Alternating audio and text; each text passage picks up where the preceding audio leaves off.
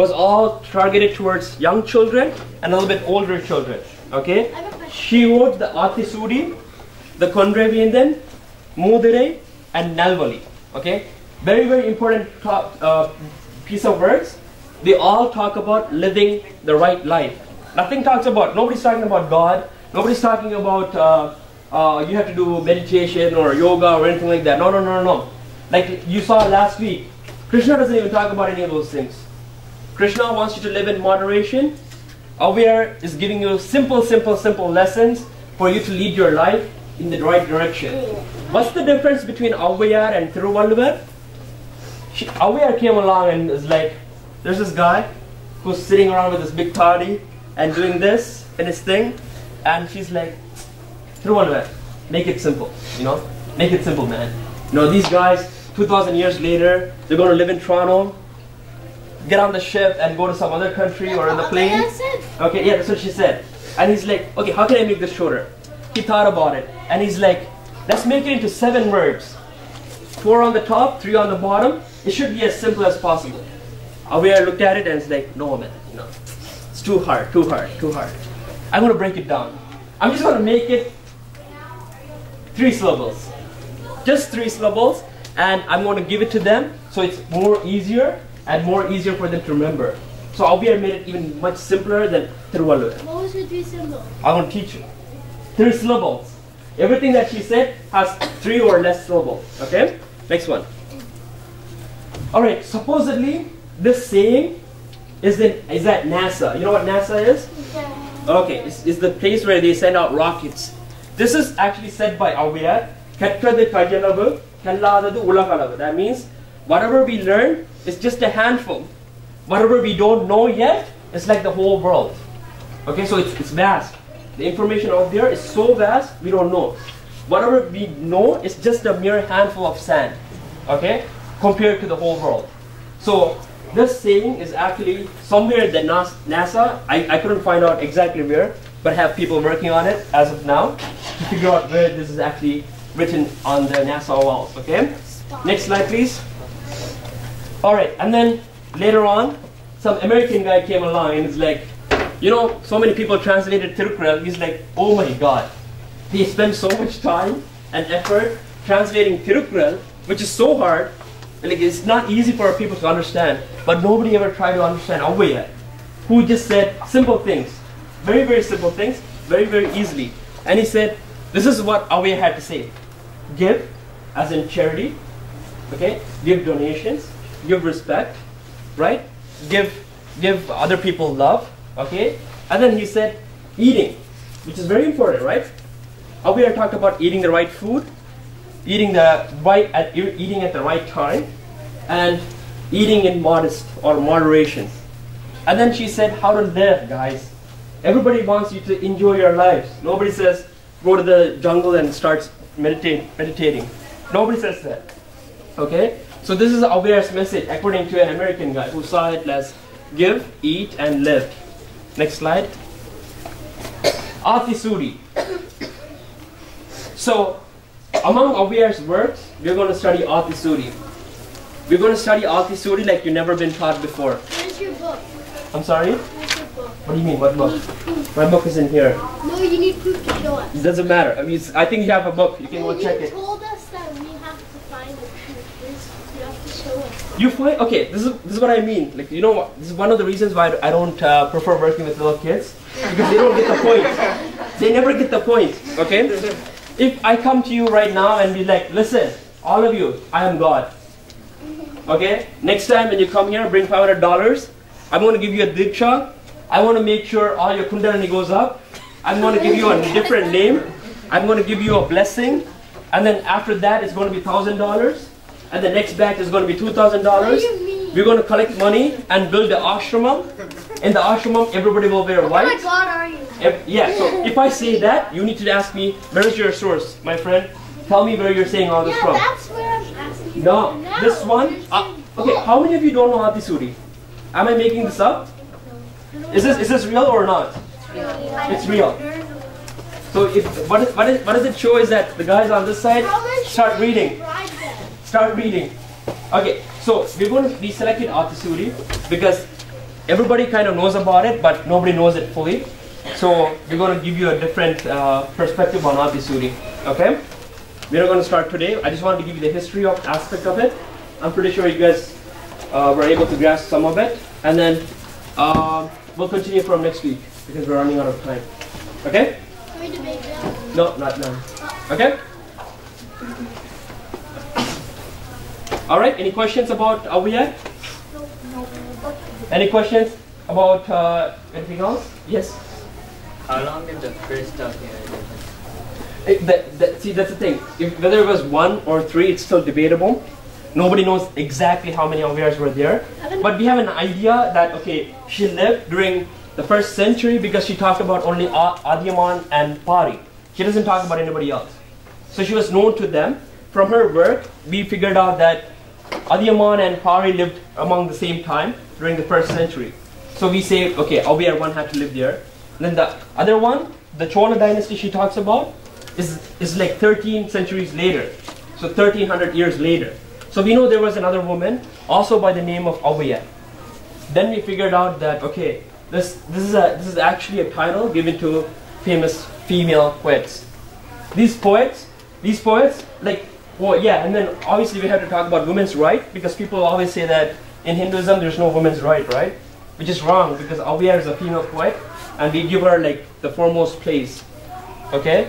And she talks about ethics, government, rule, everything, all aspects, ethics, everything. She talks about everything, so yeah. And Adisuri is very suitable for you guys because you can apply it in your life. Yes? Which Avayad was the Avayad that tried to tell Murugan to come down from the mountain because he was angry with... That's the legend about Awiyar. We don't know exactly which Awiyar, but we know it's one of the Awiyars. We don't know exactly which one. But then Murugan came down to save Tamil in the southern period, right? So from that we know it's probably the second one. Okay? Oh, and also, Yeah? were they all reincarnation No. of the same person? Guys, reincarnation is when the God himself comes down. I cannot come today and be like, I'm the reincarnation of Shiva or Muruga or Vishnu or anything like that. No. When they come down properly, and it's already been in the scriptures. Okay? Like you guys are doing the Dasavadara, right? Those are all reincarnation of Lord Vishnu. Okay? If there was supposed to be another reincarnation, it should be in that list. If it's not, it cannot be proven by Bhagavad Gita. It cannot be proven by scriptures. Yes?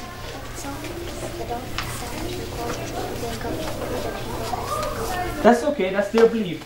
But okay, so her question is that some people believe some people, as you said, some people believe some people as God, which according to them is right, but according to me, in my own opinion, is wrong. Because again, people believing people is not right. Okay? People must believe in God. God, okay? When God comes down, there's 10 times Lord Vishnu came down, and that's what we call the Dasavadara. And that Dasavadara keeps repeating. It doesn't stop. Krishna came so many times, Rama came so many times, Buddha came so many times. Everybody will keep coming, but it's just going to be those. Okay? I can't come and be like, guys, I just realized I'm the incarnation of Muruga. Yes? But don't you incarnate, well, not exactly as a god, but aren't you just a soul that keeps on reincarnating? Yeah, but soul never dies. There's no death or birth to soul. Soul is always going to be there. So can you say, I'm an incarnation? You're potentially divine. That's what we're saying. The daily prayers, daily practices, the spiritual practices is all to make you realize you are potentially divine. Okay? Alright, but you cannot be an avatar or an incarnation. Okay? Yes? But,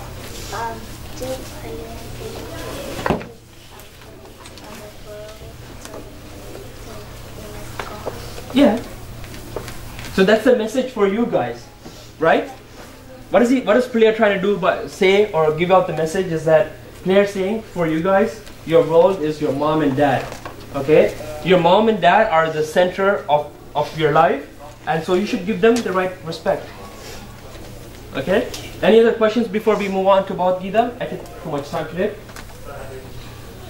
Yes. So, is it possible that that Avyar was one is basically the same soul, but then he dies and then the soul still? Yeah. But like for a soul, if it learns something, or if it's in the path to spirituality, or if it's anywhere near being religious or anything, and when it takes another birth, it just continues. So Avyar can potentially be the same soul that came again and again. We don't know. We can't say anything for as concrete. But what I think you guys should take from this is that what she said, what she has said, and what she said is very simple, and she gave us like very beautifully. She said how to live accordingly. Okay, and I think that's what we should follow. Okay. Any other questions? Okay. Well, I'll let the Bhagavad Gita guy come and talk.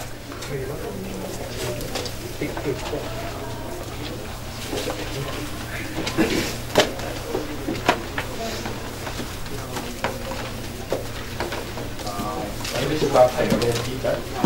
The Vasu and one of the other person come and do the puja, so other person can follow that. You can pretend to do whoever you want. You are doing all the time at home. Somebody else. Somebody else. Did you? Okay. Yeah, go. So every time one other person rotating Yeah. to that, and it's 5 minutes shooting.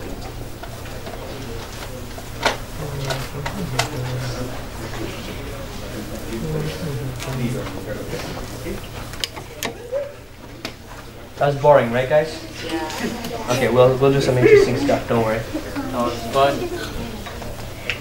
That's because you were late. You were 25 minutes late. Well, it was still fun for the section and question that I was there. So, guys, like always, we're gonna do Bhagavad Gita, right? But before we do that, I'm gonna come. Oh, it's plugged in. I'm gonna do. I'll tell you a very interesting story about me. First, I'm interesting, right? How else can a story be interesting unless it involves me? God.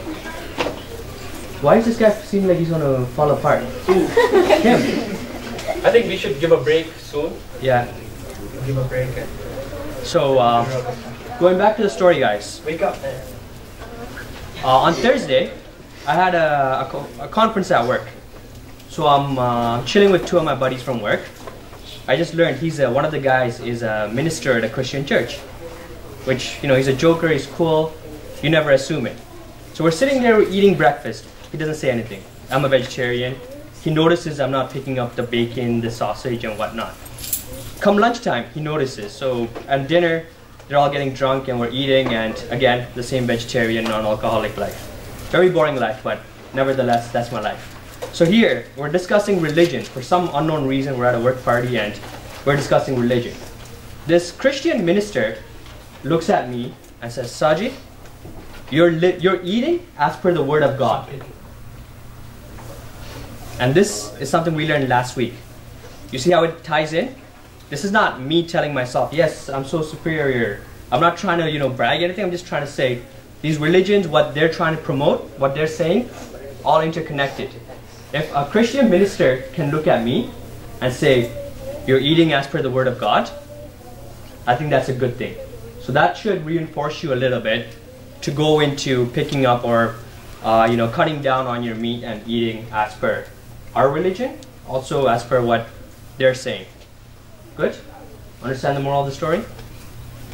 So what are we learning about this week? I told you all last week. Who remembers? We're learning a chapter from Bhagavad Gita known as Divine and Demonic Nature. What does that mean to you? What does divine nature mean?